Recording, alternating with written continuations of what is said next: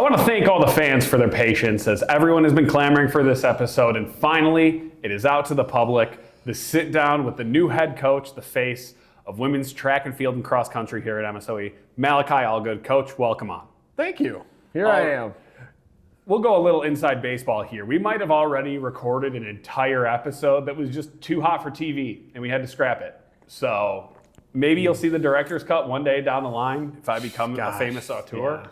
But The B-reel ended up here on we the are, cutting room floor. right? Ugh, hate that for us. So let's get right back into it, rehashing this interview. Coach, you're the freshest face here. We've got to do the whole background check, get into your origins.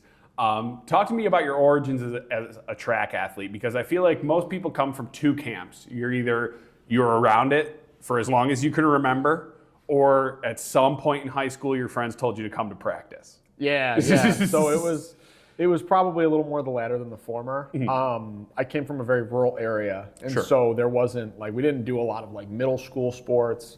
That wasn't something that was really offered. So I didn't really get into it until I was in early high school, and it was a lot of that hey, we're all gonna go out and do this.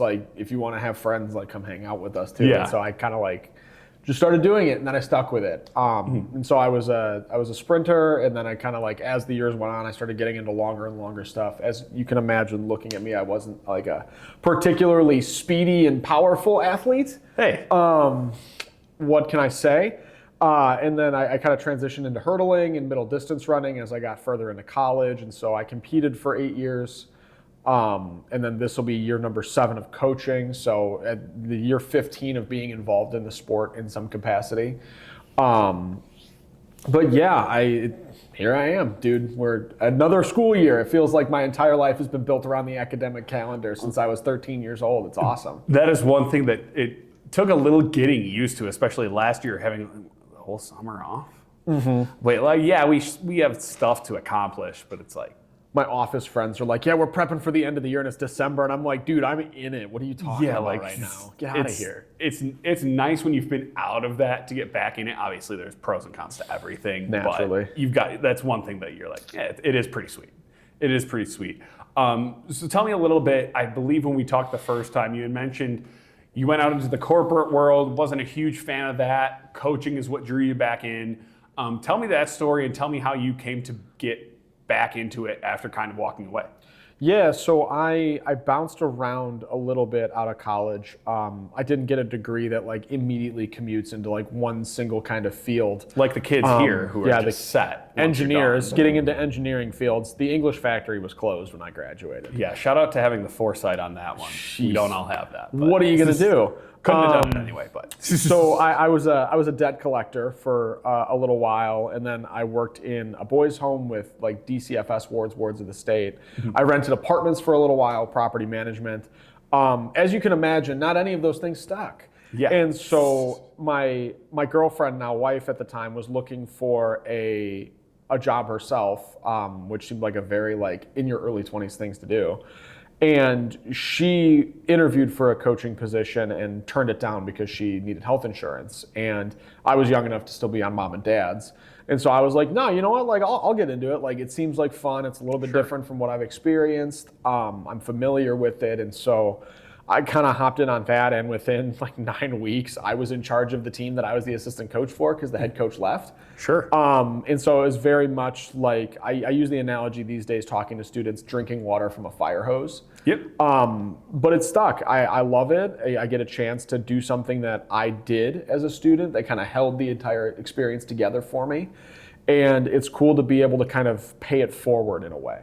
For sure, yeah. And you mentioned it there. I was going to say trial by fire. Mm-hmm. A 9-week turnaround from stepping your foot into the profession to being at the top and running a program. I can't imagine how chaotic that must have been early on. But I'm sure you look back on that time now as I don't know how I would be where I am now had I not gone through that chaotic stretch. Right. Well, you're thankful for the trials and tribulations because without those small things happening and even the most negative of things, you wouldn't be where you're at. And so it's kind of you have to take the good with the bad. Yeah, and not to make light of your jobs before you got into coaching, but those are all jobs that the lead in a Judd Apatow comedy has before the plot starts. Yeah. It's you get 5 minutes of Seth Rogen showing up at the boys' home or renting apartments or whatever it might be before XYZ happens Yeah, to the him. scene but where you're like sitting with the newspaper, like circling Yep.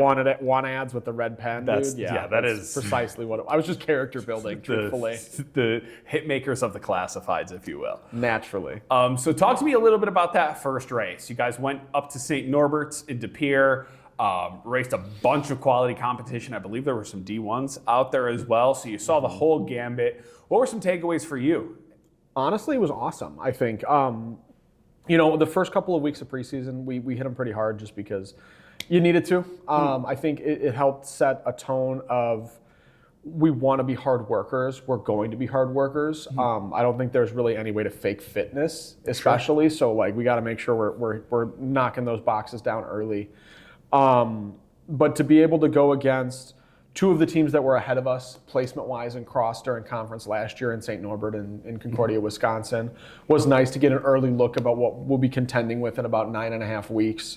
For sure. On top of getting to see some bigger competition, in UW Milwaukee and a handful of other Division Ones that we raced against. I think it provides nuance to the situation, right? Like we race well against Division III, Division II, and Division I athletes in that weekend, and that's going to make our little Division III conference later on look, pale by comparison. And so it was a great starting point. We now have a very accurate metric to measure all the ladies off of, and quite frankly, the hardest one's out of the way. It's always that first one.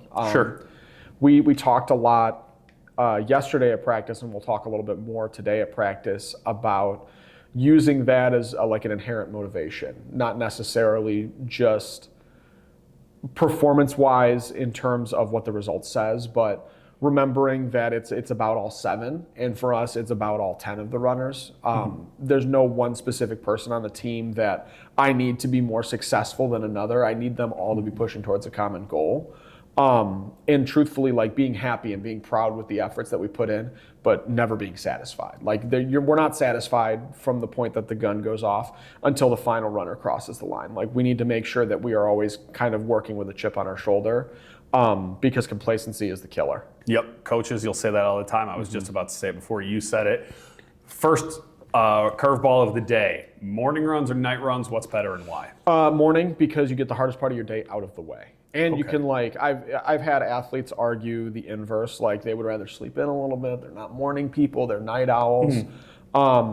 Hardest part of your day is out of the way. Everything else is easy by comparison. You don't have to do the whole rigmarole of like, oh, can I have a heavy lunch because I got a big workout later? Like you can just go hog wild and eat whatever to kind of recover from that. I only ever did morning workouts as an athlete, and so I'm never going to swear by anything other than those if I can get away with it. Follow up to that, what is worse, running in extreme heat with humidity or running in bitter cold with like heavy winds? Heat all day long. Well, so like everyone's always like, oh, well, you can only take so much off. Like there is a point when you're running and it's just like balmy and just like gross with moisture that there's no way around suffering. Whereas like when you're running in the cold, your body gets kind of up to speed. You get 10, 15 minutes into it. It feels like it's about 20 degrees cooler outside. So a 25-degree run turns into 45 degrees. Throw some goggles on. Yeah, fight the right. Like who wind. cares if there's a foot of snow or whatever? Like get your racket shoes out. We'll just walk right on Get top your knees of up. it. Yeah, right. It's easier to put stuff on and layer up and then shed those layers than it is like you can only shed so many layers before you're like, this is just my skin and I'm suffering. For sure. Have you ever found yourself in a scenario where you've layered up, you've gotten so hot that you now find yourself running with like a bundle of laundry? You gotta hold it in the hands. Yeah, that's why you get like a local route, or like when I'm posted up in places where the ladies are running and it's a trail one way or another, like if they warm up with layers, they can just like throw them at my feet and I'm just gonna stand there and then the stuff will stay there for them. But yeah, you ever have to like, it's like carrying grocery bags while you're running. It's obnoxious. Yeah, it doesn't seem like a great time. You mentioned it briefly there, and I want to talk to you a little bit about your coaching philosophy, how you run the program, how you go about structuring practice, and you touched on it's about the process. It's not about just a final result or numbers on a piece of paper. It's about the process.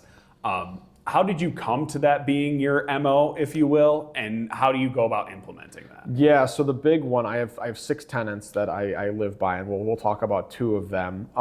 Progress is a process. One of the girls said it at practice on Saturday or on Friday. That's got to get you fired up. And I was like, dude, I was ready to do a standing backflip. I was like, Right? yeah, I'm like already perfect. And then the other one is better is in all things, not just in one thing. I think there's a really big misconception around judging ourselves by the result and not the process.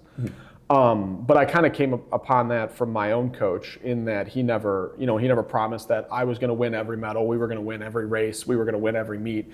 It was about, we're going to come in, you're going to work hard, I'm going to meet you there, I'm going to match that effort, and we're going to use this sport to make you a better man, right? And so in my mind, one, we can't hang our heads on instant gratification because that doesn't really exist.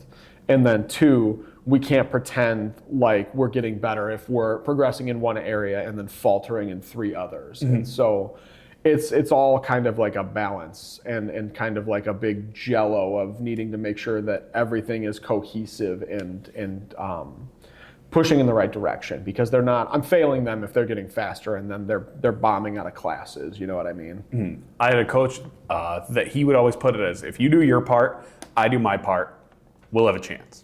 That's the only thing you're really guaranteed, a chance. Will it be a good chance? Will it be a bad chance? It's the most of what you make of it. But you've got to at least put in that work to get to that point, right? Yeah. And I think it's also hard because I think a lot of times you get bogged down. It's the dog days of the season. You got midterms coming up. You got finals coming up.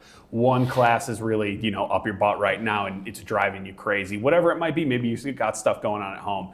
And sometimes that can suck the joy out of practice and the season. Do you have a time that you look back on where it's like maybe a practice or a time where you wouldn't necessarily have been expected to be having a good time, where you're like, oh man, that's what it's all about right there? Yeah, I mean, I was a morning workout guy when I was in college, and we used to have to travel to a local high school to use their indoor field house, and waking up at 5 a.m. and then leaving campus at 5:50 in the dead of winter in Chicago, like no one wants to do that. Yeah. But it was always more about being able to do not just one specific workout, but just being able to work out with my teammates and having that time. And then, you leave at 7:45 in the morning because the high school kids are starting to show up. And the hard part of your day is done. You know, I think the beauty in sport is that you have to be willing to give it everything. You got to be willing to give it every part of you. You have to be willing to sacrifice every little bit of it and then still accept if it's not enough. And I think that's what makes the wins extra gratifying.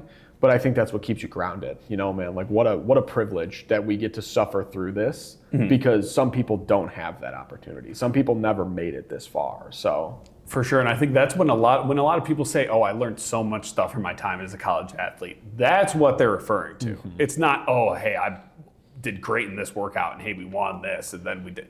It's the bad times. It's the in between times. It's the times where you don't necessarily get what you want out of it.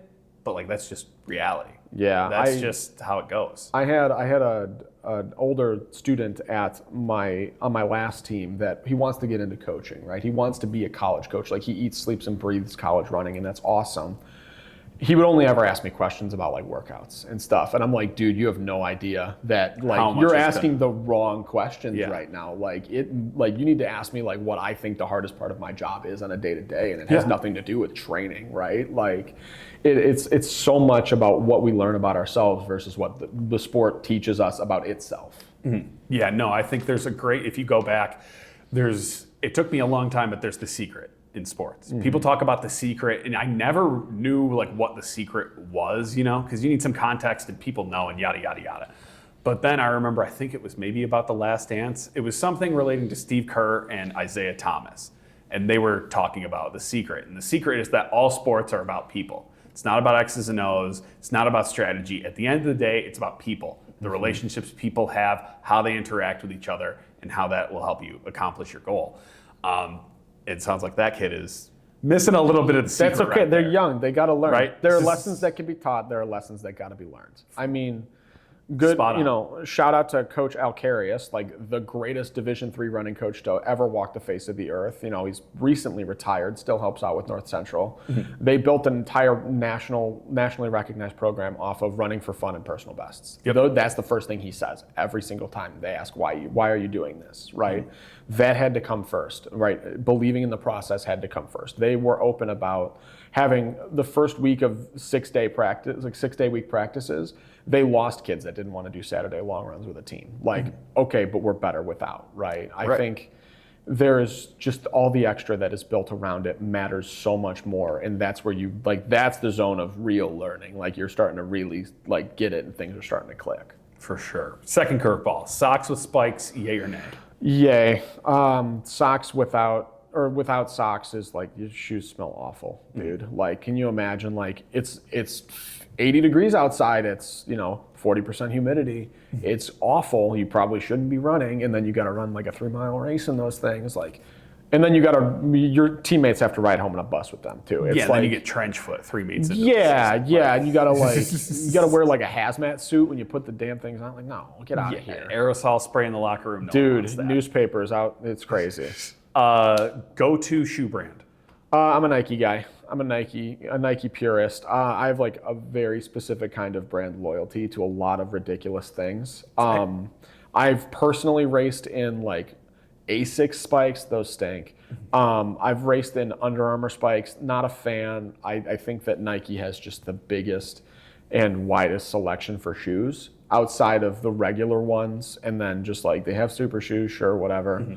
I don't dabble too much in the like shoe politics for the girls. I want them to race in what's comfortable and what works best for them. And so there's a lot of Brooks, a lot of Hoka. One of the girls has On Clouds. One of them has a dark horse pick in Mizuno's. Like that's a golf brand in my mind. Like, but we're running now. Whatever it takes. Yeah. So I push for supportive and like sturdy and structured and comfortable more than anything. Do you have an all-time favorite shoe and or spike off the top of your head? Oh my gosh, my personal favorite shoe is the Nike Free Run 5.0. It was an awful shoe for like support purposes. No, but everyone wore those for like a year and a half. Yeah, like everyone. So free runs were good. Free run into Roches. Yeah, it was they had the pipeline. A very comfortable time to wear shoes. Yeah, and so like they were humans just flexible and great, and like if I could go back in 10 years, you could just fold them anyway. Yeah, but easy to travel with. True. If I could go back in time 10 years and buy 3 or 4 boxes of those, like 3 or 4 pairs, and then have them now, I'd be perfect. Yeah. Alas, they don't make them. Right, the tragedy of growing old. It's tough. I hate it here. All right, speed round. Favorite athlete. Oh gosh, Kobe Bryant. Favorite movie? Place Beyond the Pines. We don't have to talk about it for 20 minutes like we did last time. Yeah, that was a sidebar on the whole last episode. You got to pay extra for that one. Yeah. Favorite food? Favorite food, Salisbury steak. God, that deserves a sidebar. We'll pass. Best Lego set you've built? Best Lego set I've built. We talked about Hagrid's Hut. Yep. I'm gonna change up for my previous answer, and I'm gonna say the trench run from A New Hope. I have like a little mosaic that is this big. Yep. It's like a size of a shoebox, but it's the trench run from A New Hope. It took about 2 hours to build. I know exactly which one you're talking about. That's a nice one. Perfect. I like all those little ones, little dioramas. Yeah. All righty, let's get back on track here. Unsung heroes. My head football coach in college always had the motto of we take care of those who take care of us. Mm-hmm. I think track, cross country, a lot of the Olympic sports, I think you guys operate in the shadows sometimes. Mm-hmm. Sometimes, like the tennis team is taking vans. You guys are working on the 6 lanes of the track upstairs between 2 teams, getting in your practice, and all you got to do.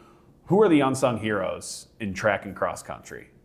In terms of, like, break it down for me a little bit more. PBS style. I apologize. Yeah. I guess like who's doing the work that maybe doesn't get appreciated? Like are you setting up all your work for practice? Are there captains who are picking up slack where you need it here and there?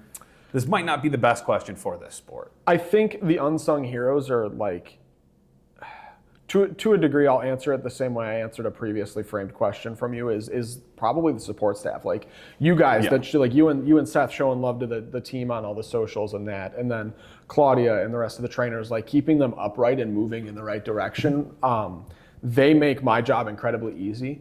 And then I would say probably the upperclassmen too, just because I don't necessarily have to lead a group of 22 women during track and field practices. I instruct a core group of like 4 or 5. Sure. And then they'll delineate from there. And I think that's super important that they are able to feel, 1, that recognition from me that I can trust them to do that. And 2, they feel like they have the ability to be responsible for their fellow teammates. And as their teammates get older, they're used to that system and they too can feel responsible. I think there's a self-sufficiency component, but I would say those 3 parties probably play the biggest role in my life being super easy, and then the team at large being super successful as a result. Well, I can speak for Seth and I can say we appreciate the shout out, because I think, again, when I was in school, I didn't know what SIDs were. I didn't know. Oh, yeah, no. Stats just appeared. Yeah, Live it was streams there. just appeared. I don't know how it happened.